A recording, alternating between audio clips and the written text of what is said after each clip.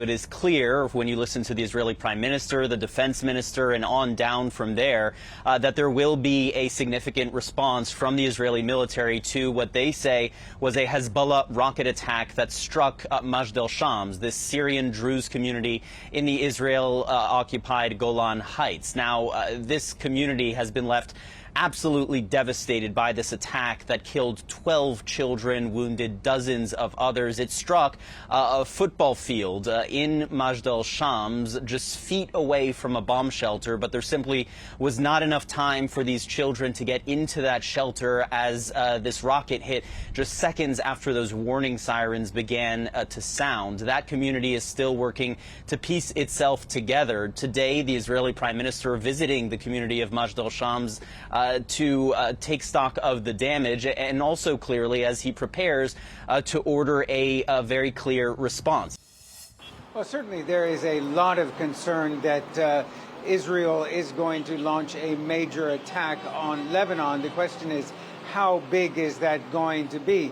Now, we heard yesterday from a senior media advisor to Hezbollah that the group is in a state of mobilization, that some of its military posts have been evacuated, but they, of course, denied that they had anything to do with this Majd al-Shams strike. Now, just a little while ago, I got off the phone with Lebanon's caretaker foreign minister, Abdullah Abu Habib, who told me that through diplomatic contacts, Lebanon has received assurances that the Israeli response will be limited. He declined to say who those contacts were, but he said that their understanding is that this means that Israel will not target Beirut, will not target Beirut's international airport, and will not specifically target what's known as Dahia, the southern suburbs of Beirut, where many of Hezbollah's leaders are believed to be based. The U.S. is showing how all in it is in Asia, despite the conflicts in the Middle East and Europe and the looming uncertainty over the U.S. presidential election. Over the weekend, one of the key announcements we heard was the United States deciding to massively reconfigure its military here in Japan.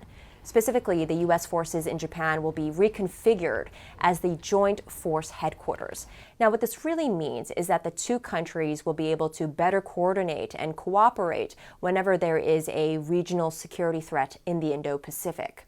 Now, U.S. Secretary of Defense Lloyd Austin said that this upgrade was the most significant improvement to military ties in the last 70 years. And U.S. Secretary of State Antony Blinken also praised the U.S.-Japan alliance and discussed how important this alliance was to the U.S.'s foreign policy.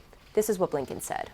For over 70 years, the United States-Japan alliance has been the cornerstone for peace, for stability in the Indo-Pacific, and now beyond. And it's helping make our own people more free, more secure, more prosperous.